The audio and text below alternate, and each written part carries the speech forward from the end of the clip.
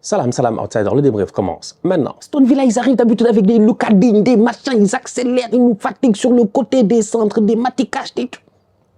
Là, il dit, il va défendre. Il sort Matikash, il fait rentrer Axel Disasi. Quiconque me connaît ici, je l'ai dit ici plusieurs fois parce que j'imagine que peut-être Disasi, il a vu des vidéos de moi, il va croire que le boy ne le respecte pas, que moi c'est un job, je ne l'aime pas ou quoi que ce soit. Disasi, Axel, je te connais pas, je te connais pas. Franchement, je suis désolé, je suis obligé de faire moi mon boulot. C'est-à-dire que quand je vois certaines choses, je suis obligé d'en parler. Mais franchement, je suis désolé, Disasi, c'est un tocard, mais c'est un tocard. Moi, je connais Disasi, c'est le cousin de Badiachil.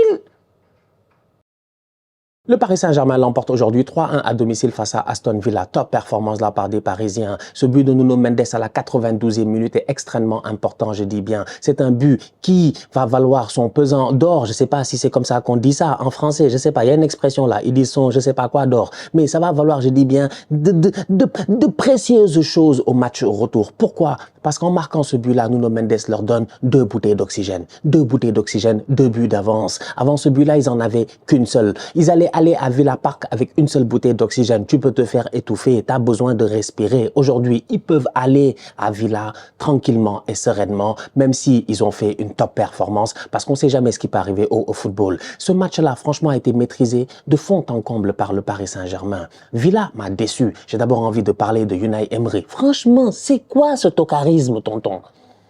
Unai, lui, quand on est en championnat et qu'on parle d'Arsenal, de machin, de trucs, il est déter. Quand il jouait ici face à Arsenal, l'année passée, on a perdu 2 fois contre eux, aller et retour. C'était son ancien club, un club qu'il a coaché. Il était trop déterminé pour venir nous faire mal, en fait, et tout. Aujourd'hui, il joue face à Paris. Je me dis, c'est un club qu'il a coaché. Il va venir, il va être déterminé, il va motiver ses gars. Il y a le prince William, je sais pas quoi, qui est là, en tribune. Il y a beaucoup de gens. Tu connais, c'est Paris, c'est Paname, c'est frais, c'est beau. Il arrive, il défend, il me met un double bus. Double bus londonien.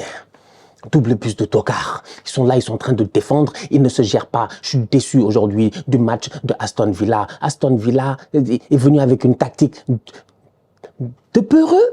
Ils sont venus avec une tactique de peureux. En fait, Unai Emery, il est venu en se disant, moi c'est ça mon analyse du match, hein, elle est très très simple. Emery, il est venu aujourd'hui en se disant, attends, on va défendre tranquillement au match retour, avec la pression, Villa Park, l'Angleterre, tu connais, on met l'ambiance, on pousse un peu, on va s'en sortir, but de Watkins, on va gagner, on va se qualifier. À un moment donné, sincèrement, quand tu joues face à une équipe, encore plus une équipe qui est coachée par Luis Enrique, faut t'attendre à ce que sur le terrain, si tu viens pour défendre, ils vont te faire balader. Ils sont baladés.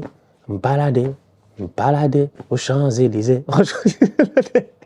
Balader aux Champs-Élysées, c'était la section d'assaut, wesh. Ils sont venus, ils les ont baladés. Ok, Aston Villa a marqué un but, on est d'accord. Un tout petit peu contre le cours du jeu, ok. Le Paris Saint-Germain est un tout petit peu mal rentré dans ce match-là, un tout petit peu. Pourquoi? Parce que le PSG rentre avec un peu de confort, en mode tranquille, en mode relax, en mode ça cherche la petite passe et tout, en mode ça n'accélère pas le jeu, ça n'essaie pas de brusquer Aston Villa. Tu joues comme ça face à une équipe comme Aston Villa, qui est une équipe qui sait défendre. Aujourd'hui, quand même, en première mi-temps, ils l'ont montré. 2 lignes de 4 bien disciplinées. Les gars savent se couvrir et tout. Si tu joues petit ballon et que tu essaies de trouver l'espace, tu vas te fatiguer. Tu peux jouer jusqu'à demain, peut-être tu vas pas marquer. Donc du coup, pour claquer un but, faut les brusquer. Pendant que Paris est en train de jouer là-bas, en train de chercher Vitinha, Djaoutinha, machin, je sais pas, ça fait des petites passes et tout cela. Villa à un moment donné, sur une perte de balle, sur une erreur dans Nuno Mendes, qui est mal rentré dans son match. Ce bandit-là, il s'en sort, mais il est mal rentré dans son match, Nuno Mendes. Il est mal rentré dans son match. Lui et Matikash, là, c'était chaud sur le côté. Matikash, je pense même, il prend un carton jaune qui est quand même sévère. Ce qui fait un changement qui est important en deuxième mi-temps. On va en parler tout à l'heure. Mais Nuno Mendes entre mal dans son match. Donc, du coup, Paris ne se gère pas. En première mi-temps, ils ne mettent pas l'intensité, la vitesse qu'il faut. J'ai l'impression qu'ils sont tranquilles et ils se disent qu'à un moment donné, ça va venir. Alors que non, Villa, ils sont dangereux. Faut pas, ça parce qu'ils ont défendu comme ça qu'il faut les sous-estimer. Non, quand tu peux les taper, faut les taper. Si tu peux leur mettre 4, faut leur mettre 4. Si tu peux leur mettre 5, faut leur mettre 5. Donc Paris, en début de match, ils sont un peu en train de tergiverser. Villa en profite. C'est tout. Villa en profite. Perte de balle.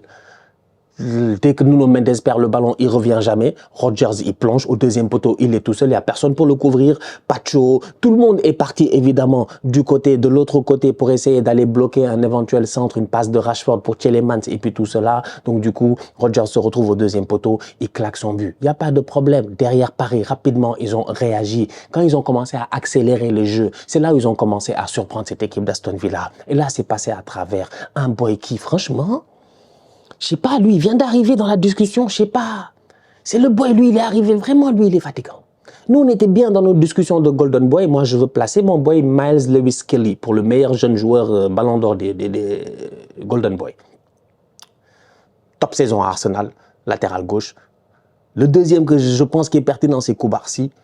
Ça parle beaucoup de Désiré Doué. Mais moi, je pense que Désiré Doué, en fait, peut-être qu'en 2 mois, il a mis tout le monde d'accord. Et je dis en 2 mois parce que je parle de nous, l'international. Je parle pas de vous en France, vous qui regardez la Ligue 1, vous qui le voyez chaque semaine et tout ça. Non, je parle de nous. On l'a vu face à Liverpool, on l'a vu 2 fois, on l'a vu 2-3 fois. Moi, encore, je regarde beaucoup de matchs de Ligue 1. Mais il y en a, ils l'ont jamais vu. Ils l'ont vu 2-3 fois. Les Anglais, ils ont dit, who's this guy? Who's this guy? This guy is gifted. Évidemment, il est gifted. Son nom de famille, c'est Gifted. Désiré Gifted. Désiré Doué. L'enfant est fort. L'enfant est même peut-être surdoué. Mais aujourd'hui, il est rentré à un moment donné où Paris encaisse un but, mais Paris joue bien. Il faut qu'il y en ait un qui décide de décanter la situation. C'est là où Désiré Doué prend le ballon sur le côté gauche. Vu que lui, il a dit que son idole, c'est Neymar. Franchement, mouvement à la Neymar, il rentre. Et la frappe est incroyable. La frappe est sensationnelle. Franchement, entre vous et moi, autant Declan Chep a mis 2 buts incroyables. Mais Ronaldo, sa frappe, la construction du jeu est magnifique. Le but de Lautaro Martinez hier, la remise de Thuram est sensationnelle. Ce but de Désiré Doué est sensationnel. Mais il n'y a eu que des buts sensationnels. Désiré Doué, il est rentré. Rodgers, il le pousse. C'est Rodgers, il est au marquage. Si je pense c'est Rodgers ou Ramsey, c'est Ramsey, il est au marquage. Ramsey, il le pousse. Au moins, il frappe. Il a les bras de Ramsey et tout sur lui. Mais il n'y a pas de problème. Il lui dit, Ramsey, tu me pousses, viens, on va danser. Et puis, il enroule le ballon sur Emiliano Martinez. Pour la petite histoire, Emiliano Martinez est venu avec teinte de cheveux, drapeau de l'Argentine. Il est venu pour provoquer. Il a raison. Ça peut le motiver. Il a raison. Cependant, aujourd'hui, il a pris 3 buts. Il a de la chance, il aurait pu en prendre 4. Villa a de la chance aussi que Martinez était là, parce qu'il n'est pas là aujourd'hui, peut-être ils en prennent 4 ou 5. Il a quand même fait un très très bon match dans ses buts. Mais la frappe de Désiré Doué, il n'y peut absolument rien. Les Français avaient à cœur, je pense, que Martinez encaisse un but, des buts. Aujourd'hui, il a encaissé franchement 3 très beaux buts. Le premier de Désiré Doué, sensationnel, sous la barre. Quelques secondes plus tard, il tente une frappe. Je pense qu'entre la 40e et la 45e, Désiré Doué a frappé 10 fois. No cap. I'm not even joking. Frappé 10 fois le frérot. Des bastos. C'était là avec des bastos. C'était les frappes de Désiré Doué. Pap, pap, pap. Désiré Doué. Emiliano Martinez a fait les arrêts.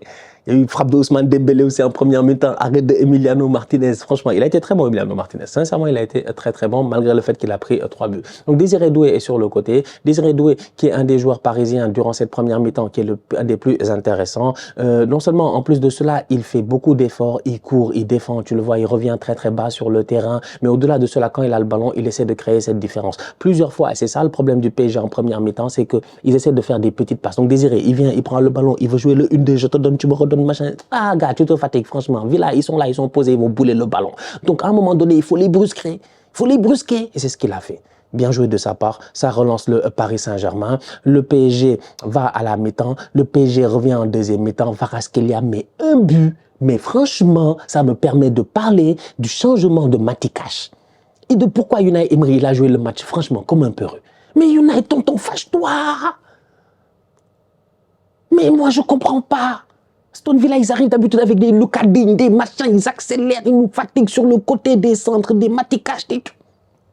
Là, il dit, il va défendre. Il sort Matikash, il fait rentrer Axel Disasi.